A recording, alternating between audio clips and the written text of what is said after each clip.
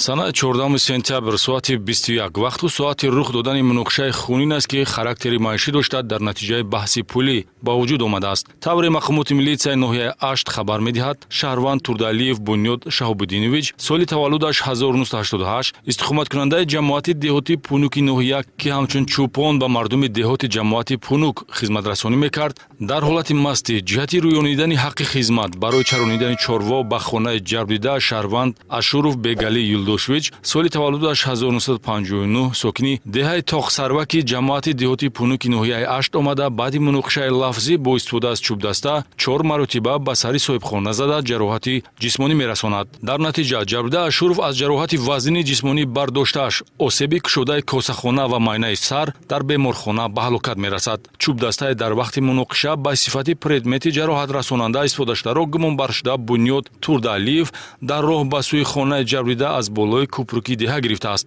Тавре дар ҷараёни тафтишоти пешакӣ маълум гардид, баҳси пулӣ дар хусуси 600 сомонӣ меравад, ки чӯпони деҳа мехост ба ривази хизматрасониаш ба ҷарбдида аз ӯ рӯёнад. Аммо якдигар нофаҳмӣ барои ҳарду иштирокчии ҳодиса тақдиршикан гашт. Яке аз ҳаёт маҳрум ва дуюмиро ҷазои сангин барои содир намудани ҷинояти қасдан расонидани зарари вазнин ба саломатӣ бо оқибати марг тибқи талаботи қисми 3 моддаи 110 кодекси ҷиноятӣ интизор аст, ки тӯлонӣ ва пурмашаққат хоҳад буд. кормандони оперативии шӯъбаи вазорати корҳои дохилӣ дар шаҳри Гулистон ҳолати ҷиноятӣ марбут ба пул ва коғазҳои қиматноки қалбакиро ошкор сохтанд. пулҳои сохтакоришуда воҳиди пулии Иёлоти Муттаҳидаи Амрико буда дар ба муомилот баровардани он Шаҳрванд Алимов Орифҷон Асомуддинович соли таваллудаш 1981 истиқоматкунандаи ноҳияи Темурмалики вилояти Хатлон гумонбар мебошад. 8 адад купюраҳои $100 сунъӣ, ки бе риояи талаботҳои технологӣ сохтакорӣ карда шуданд, дар 2 марҳила бо методҳои оперативӣ аз гумонбаршуда гирифта шудааст. Ман ин пулҳоро аз Ӯзбекистон харид кардам ва хостам инҳоро ба муомилот дарорам. Бурда ба бозори Данғара фурӯхтанӣ шудам, лекин валичко фаҳмиданд, ки ин доллари қалбакӣ аст. гуфтам он харид намекунем. Сони дар хона пинҳон кардам инҳоро ман. баъд аз 2 ҳафта як шиносам аз Хуҷанд занг зад, ки мақсад ягон движение боша, мақсад кунем. Ман пулҳоро пешниҳод кардам, гуфтам то нефурӯшем. гуфт ако гирифта биёр, ман мақсад мефурӯшам амира. дар умум шумо чанд купюра барои ба муомилот баровардан кӯшиш кардед? 8 дона буд, $800. пулҳои мусодирагардида аз рӯи шаклу ранг ва дигар параметрҳо шабеҳи воҳидҳои пули аслӣ мебошанд, ки на ҳар кас қалбакӣ будани онро муайян карда метавонад. гумонбаршуда Орифҷон Алимов қалбакӣ будани пулҳои худро медонист. вақте ки нахустин кӯшиши ба муомилот баровардани доллари қалбакӣ дар ҳудуди вилояти Хатлон бемуваффақ анҷомида, саррофи пуливазкунанда сунъиву қалбакӣ будани маблағи пешниҳодшударо мешиносад. дар идома гумонбаршуда Алимов ҳаракатҳои ҷиноятиро дар ҳудуди вилояти суғд амалӣ карданӣ шудааст. маълумоти моҳияти оперативӣ дошта дастраси милитсияи шаҳри Гулистон гашта, дар натиҷаи коркардҳои оперативӣ ва муҳити идорашавандаи оперативӣ шахси гардишдиҳандаи пули қалбакӣ дастгир шуд. Алимов Орифҷон бо кирдори қасдонаи худ ҷинояти пешбинишудаи моддаи 281 қисми 1 кодекси ҷинояти ҷумҳурии Тоҷикистонро, ки он ҷавобгарии ҷиноятиро барои тайёр кардан ва ба муомилот баровардани асъорҳои хориҷӣ, аз он ҷумла асъорҳои қалбакиро пешбинӣ мекунад, ки ҷазо дар намуди аз 5 то 8 сол аз озодӣ маҳрум сохтан пешбинӣ карда шудааст. ёдрас мешавем, ки гардиши пули қалбакӣ беқурбшавии пулро вусъат медиҳад ва дар кодекси ҷиноятии ҷумҳурии Тоҷикистон барои чунин кирдор ҷавобгарии ҷиноятӣ пешбинӣ шудааст. феълан аз рӯи ин ҳодиса нисбати Шаҳрванд Орифҷон Алимов бо моддаи 281 кодекси ҷиноятӣ парвандаи ҷиноятӣ оғоз карда шудааст. бо пешниҳоди матлаби мазкур мақомоти милитсия шаҳрвандонро ҳушдор медиҳад, ки ҳангоми доду гирифти пулӣ эҳтиёткор бошанд.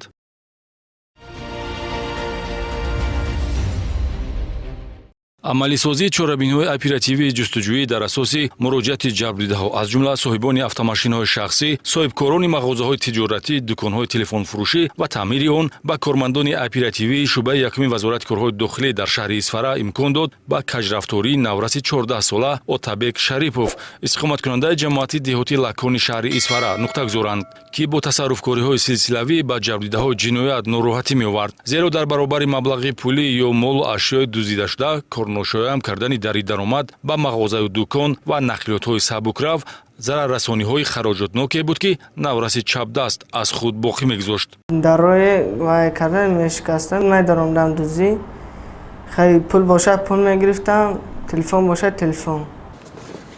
Ҷара бикшурам. баъд чӣ гирифтед амҷо? Пул гирифтам. Чӣ миқдор маблағи пулӣ буд? 6000 мегам. 6000 сомон?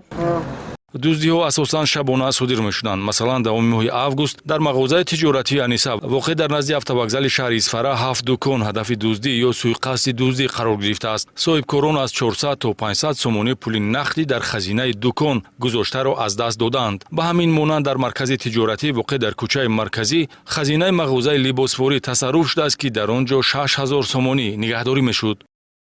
همه جای تیت کنه برآمده برفتگی ساعتی 4 راب نده برآمدگی درآمدگی 4 و 15 برآمده برفتگی 4 سحر ها 4 سحر 6000 سامان بود قبطی رومال بم 4000 بود در این وای به غلطان به 2000 سامان بود.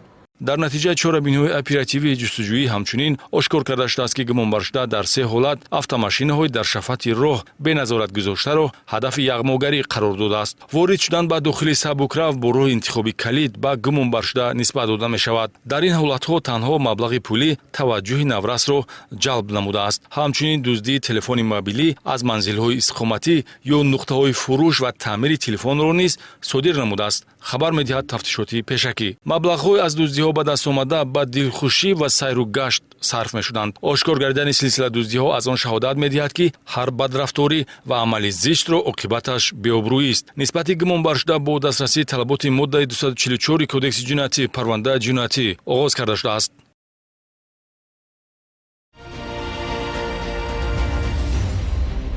аз қабули қонуни ҷумҳурии Тоҷикистон дар бораи танзими анъана ва ҷашну маросимҳо 12 сол сипарӣ шуда бошад ҳам ҳанӯз камбудиҳо ва риоя накардани талаботҳои он ҷой дорад. маросиму маъракаҳо бо хароҷоту масрафҳои зиёдатӣ, исрофкориҳои бемантиқро касоне баргузор менамоянд, ки хислати худнамоӣ доранд. ҳамин гуна кирдори зидди ҳуқуқи шаҳрванд Акобирова Гулбарг Аброровна, истиқоматкунандаи 36-солаи шаҳри Хуҷандро нозирони минтақавии милитсияи минтақаи хизматии рақами 1 шуъбаи вазорати корҳои дохилӣ дар шаҳри Хуҷанд ошкор сохтанд. ном бурда, ки ба ҳайси фурӯшанда дар маркази савдои Абдулазиз воқеъ дар бозори Панҷшанбаи шаҳри Хуҷанд кор мекунад, санаи 13 сентябр 36-солагии зодрӯзи худро дар дохили мағозааш бо иштироки ҳамкоронаш гузаронидааст. оростани муҳити ҷашнӣ ва дастурхони пурнозу неъмат ба муносибати солгарди зодрӯз ҳуқуқвайронкуниест, ки соҳибҷашн ба он роҳ дода бо ин рафтори худ талаботи моддаи 8 қонуни ҷумҳурии Тоҷикистон дар бораи танзими анъана ва ҷашну маросимҳоро риоя накардааст. моддаи 8 қонуни мазкур муқаррар кардааст, ки ҷашни зодрӯз ба таври ихтиёрӣ танҳо дар доираи оила гузаронида мешавад. қонуншикани дигар вобаста ба талаботи қонуни ҷумҳурии Тоҷикистон дар бораи танзими ҷашну маросимҳоро нозирони минтақавӣ шуъбаи вазорати корҳои дохилӣ дар ноҳияи Бобоҷон Ғафуров ошкор намуданд. шаҳрванд Зуҳуров Ҷасурбек Абдуҷалилович, истиқоматкунандаи шаҳраки Ғафуров, санаи 16 сентябр дар хонаи истиқоматиаш маъракаи хатнасури фарзандашро бо иштироки зиёда аз 150 нафар бо додани 3 намуд таом гузаронидааст. ин дар ҳолест, ки хатнасур бояд танҳо дар доираи оила гузаронида шавад. аз рӯи ҳарду ҳолат нисбати ҳуқуқвайронкунандагон бо дастрасии талаботи моддаи 481 кодекси ҳуқуқвайронкунии маъмурии ҷумҳурии Тоҷикистон протоколи ҳуқуқвайронкунии маъмурӣ тартиб дода шудааст.